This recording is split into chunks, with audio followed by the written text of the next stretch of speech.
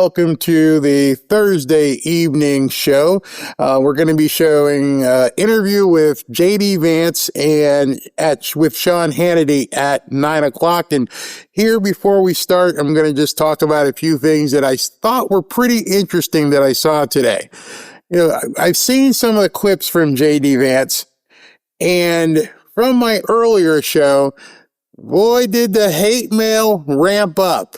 Both on, actual emails and comments on Twitter. I am over the target. I am definitely floating over the target, and I'm watching people taking shots at me. Not literal, not talking literal, but I'm pissing some people off because I'm asking questions and they don't have the answers. I will continue to ask questions, and I will continue to watch people flounder without having the answers. And other people are getting mad that I'm even posing the questions. These are the same questions you should be posing. These are the same things that you should be able to pull the onion layers back and go, what in the hell are you people talking about? Nothing is making any sense. I'm going to show you something here. In fact, one guy in the earlier show told me to stop talking about real estate when everybody in the world's talking about real estate right now. So I had to put my boat show thing here behind me. Everybody's talking about real estate.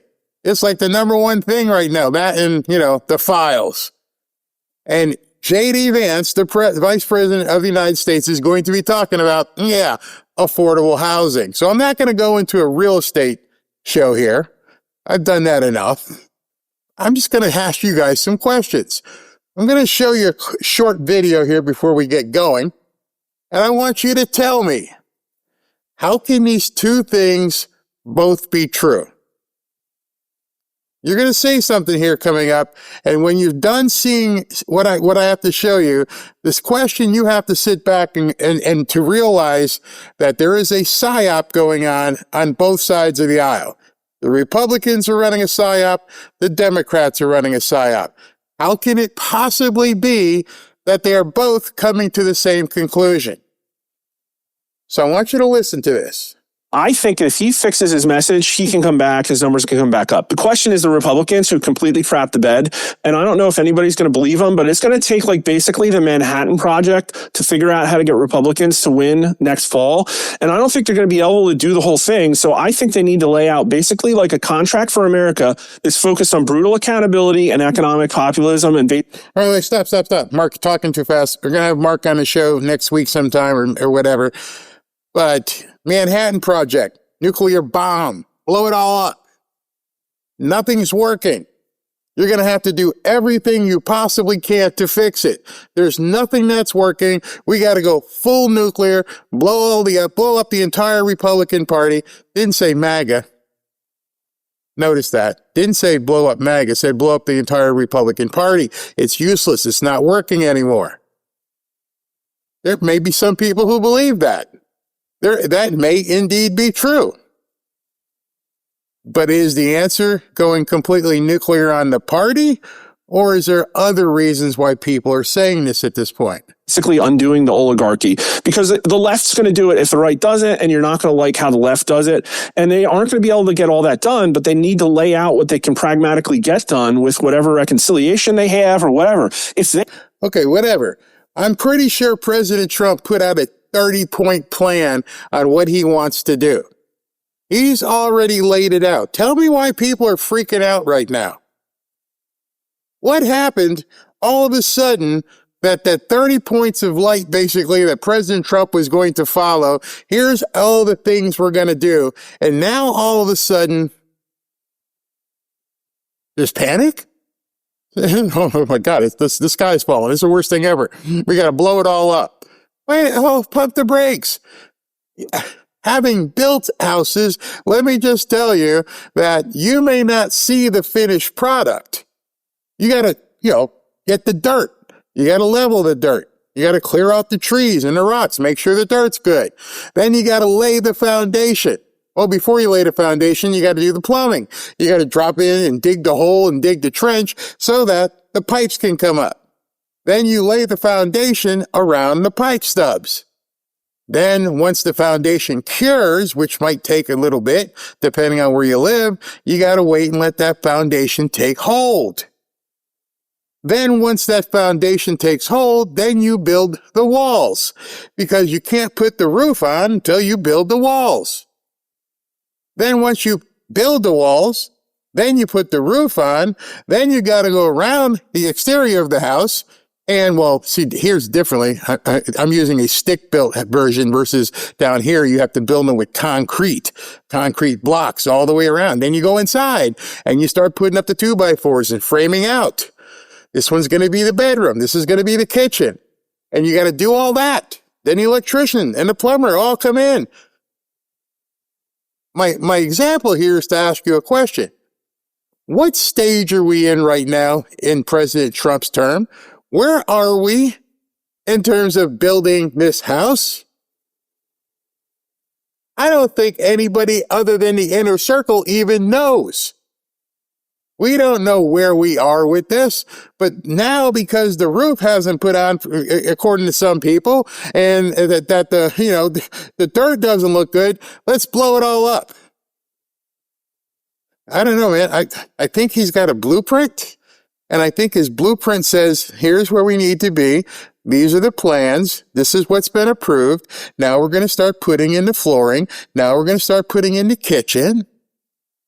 And nobody who hasn't seen these plans has any idea. So how can people on the outside looking in say that we need to blow it all up? There's question number one. Ask somebody, how the hell do you know what the plan is? Oh, well, people are freaking out. What people? Who? Well, people we call, people we poll, people on X. So? They don't know the plan either. None of us, not you, not me, none of us know the plan at this point. We can't even pretend that we know. And so people are freaking out. Why are they freaking out all of a sudden? Here's another question for you. If you want, there's a tool called Google Trends. And you can go into Google Trends and you can put in affordable housing. How did it just become an issue? I'll get it and I'll show it to you. They can fix these problems. They will be in power for 50 years. This is This is a generational problem. This is a 100-year problem we're faced with right now. And then the other fix is the Republican Party needs to be cleansed. It is completely 100% corrupt, and you will not win elections with the people who are there. There's 100%, not a little bit. Not like 20%, not Thomas Massey and not Rand Paul. No, all of it, 100% corrupt. Damn, bro. 100%? This is what's being talked about right now. 100% of the Republican Party needs to be nuked. I'm pretty sure there's some good people there. I'm pretty sure there's some bad people. 100%? That's the only way out at this point. There is no way we're going to win the midterms. None, unless we completely nuke the Republican Party. Okay. Solely there to enrich themselves. They have no principles. There's probably like 5% of them that are good. I hear these stories all the time. They have no one. There's 5%. Just a second ago in the last sentence, it was 100% were no good. Now it's 95 are bad. Which is it? I mean, theoretically, when we're talking about numbers and we're talking about people who take polls and people who are prognosticators, your numbers can't vary that much. It can't be 100% corrupt and then all of a sudden 95 and the next time you have a question, it's going to be, 80. Who are these 95% people who are completely corrupt? I don't know. Go to. I get the whistleblower reports because they would get pushed out or redistricted out if they went to anybody. It's so bad. And so the way that can be fixed, and I know a lot of this sounds pie in the sky, is that somebody's got to pony up some money that's not going out for personal interests, like not Ken Griffin buying amnesty. Like there needs to be a chunk of money that goes to a shadow organization that is centralized and creates a grassroots chapter in each state. The central organization runs actual research, understands America, builds an America First platform, figures out what the new wave of conservatism looks like, trains people, creates a pipeline, creates a bench, is run by somebody that's actually built something and not some consulting class scumbag. Wait. Somebody who's actually built something. It has to be run by somebody who's actually built something. You mean like a developer? Do we know any developers who might want to get into politics? You know, someone who's actually built something?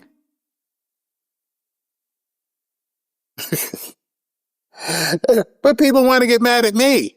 I'm just pointing the stuff out. One of those things I want to point out for you, and some of you may be aghast when you see this. I think that's the word, aghast. This is a chart. Anybody can go on Google Trends. And when you go on Google Trends, you can put in the chart what people are talking about online. This is the term affordable housing. All I did is just search the last 90 days. What the hell were people talking about in August? How did this become all of a sudden a new trend that just popped up, in October? And here it is in October 2014. And then here's October, what date is that? 20th, and so on. How is it a flat line before that? How is nobody talking about affordable housing since it's such a huge thing? Oh my God, the youth, what are they going to do? What are we going to do? We can't figure out. We're going to lose everything. Nuke it all. So if we're going to nuke it all, why didn't we nuke it? I don't know. 2 years ago, 3 years ago. How was it a literal flat line? Nobody was talking about it. Nobody. You can look at the chart. Go look at yourself. Put it in there. Go ahead and put affordable housing inside of Google Trends. Do the searches. 90 days, 120, 5 years. What happened? What happened that's caused all this stuff to just seem like you got to throw a nuke and blow it all up? Anybody want to answer that question? Anybody? Any pollsters? Any politicians? Why are we at a point right now because we have to blow everything up because everything is toast? But nobody even was talking about it literally 2 months ago. Wasn't even a blip. It was a flat line. So in order for something to go from a flat line to an issue, it had to have been manufactured. It couldn't be a flat line where nobody was interested. Nobody. Not the kids, not older people, not boomers, nothing. Now all of a sudden it's a hotbed of discussion every single day, even with J.D. Vance about to come on Hannity. How is that even possible? Explain that to me. I'm just a guy asking questions. If this was organic, why would that have happened? How is it possible? I'm a data guy. How is that possible?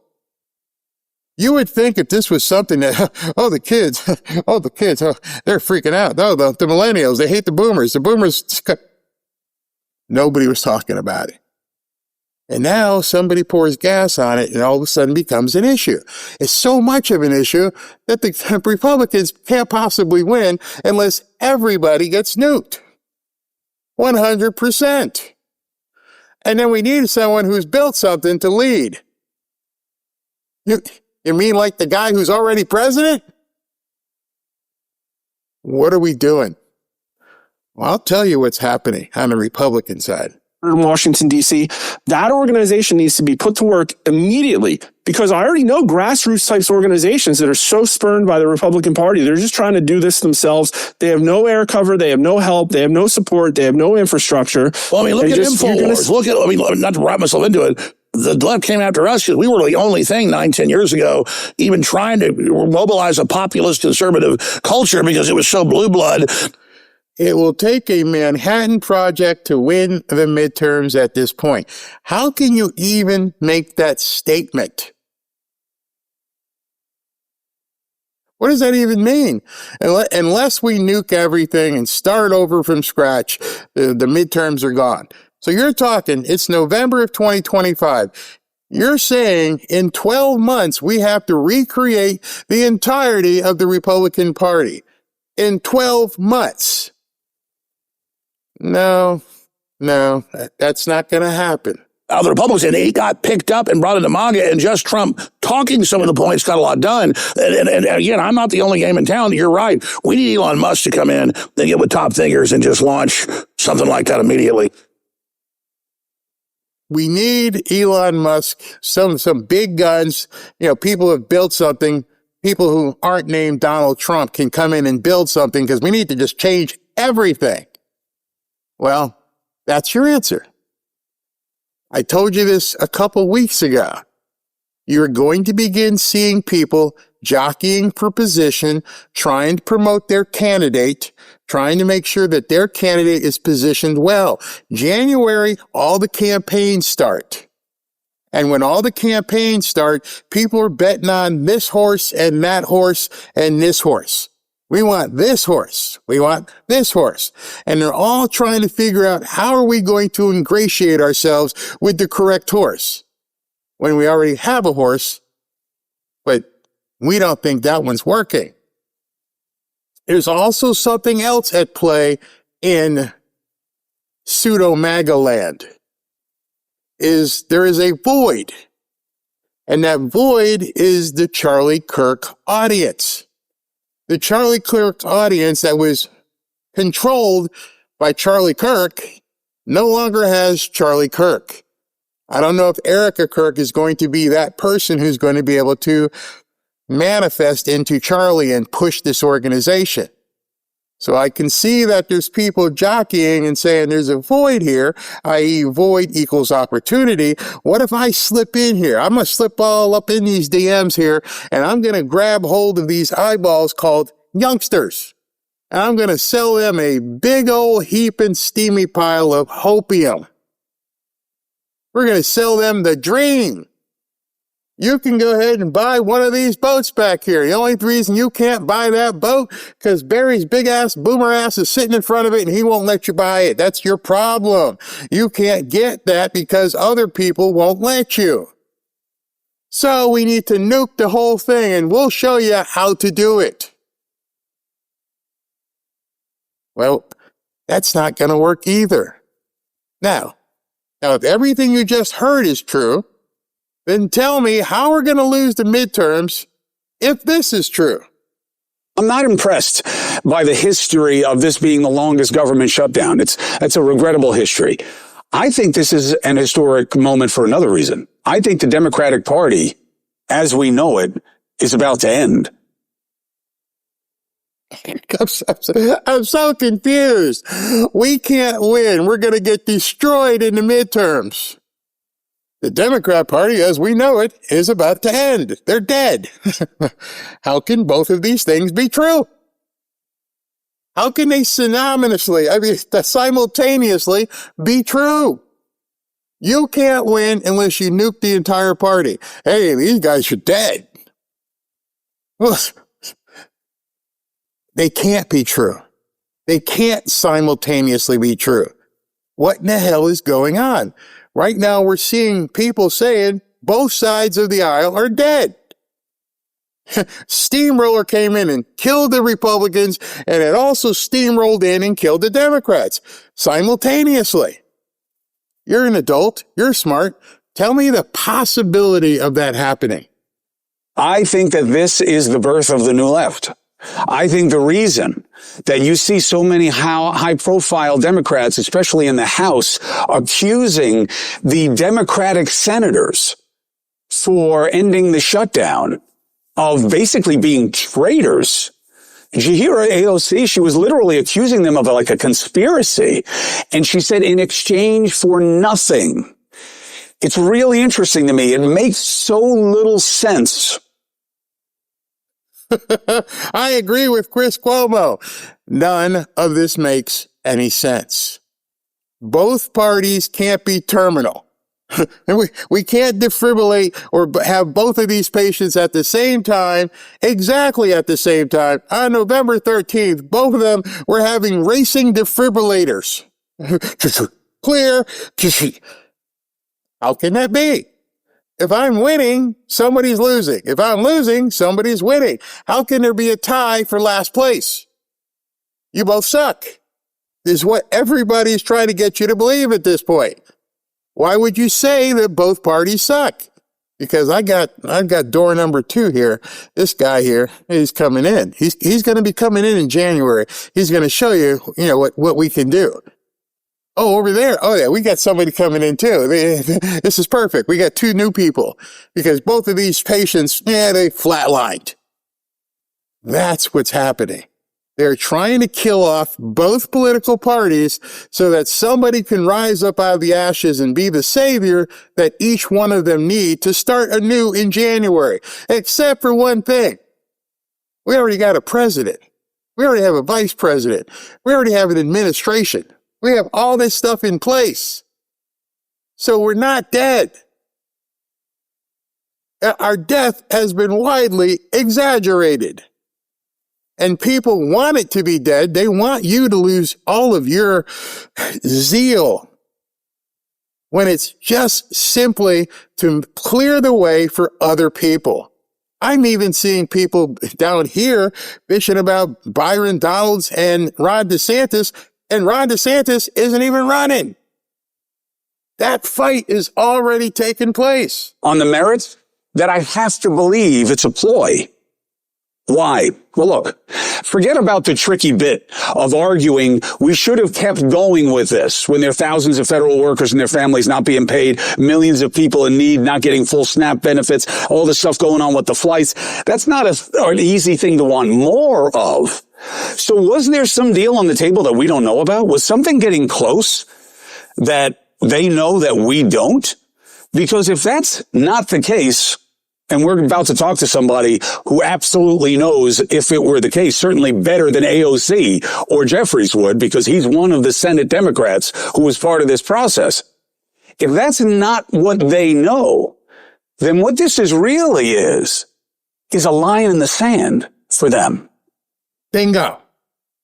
Chris he's smart enough and astute enough to see it on the Democrat side. I'm telling you, the same thing's happening on the Republican side. People are lining up and getting ready to do battle. We're about to see a battle royale take place in January, and right now they're willing to throw certain people in MAGA to the curb. There cannot be simultaneously 2 dead, competitors. Can't happen. It's completely illogical. You shouldn't have to nuke this if they're nuking theirs. All right, well, just tell me. I mean, people ask questions, and sometimes the question people are asking don't make any sense either. You're not looking at the right question. Dale says here, the simple answer on affordability, drop interest rates so we're competitive with the rest of the world. And thank you for your comment. But how, and I've said this to many, many people, how does interest rates create affordability for a first-time young home buyer? People haven't thought this out, and they scream at me when I'm talking about real estate. I'm like, yeah, Dale, great question for me. I'd love a cheaper rate. How's that help the people they're all screaming about? The affordable housing. You know what? Most of these kids couldn't afford a mortgage if there was no interest. Let that sink in. Let that sink in right now that all the people talking about affordable housing, you got to do affordable housing for the young people. Even if there were no interest, 0 interest loan, you get to just sign away, they still can't afford it. Do the math. The down payment, the closing costs, those are things that are up front. The insurance, all of the things. Then you get into the maintenance. I'm like, you bought a house. We all buy houses. We know they don't even know what they're talking about. Oh, we're going to make things more affordable. The only way you can make it affordable for some of these young people is to give it to them. Here's the keys. It's yours. Otherwise, you tell me. If they're screaming on TikTok about not having any money, well, where are they going to come up with $5,000, $6,000, $7,000 for a down payment, another $3,000 or $4,000 for closing costs, another, $1,200 to $1,500 for insurance? Then you got your annual property taxes, and then. These kids are being sold hopium.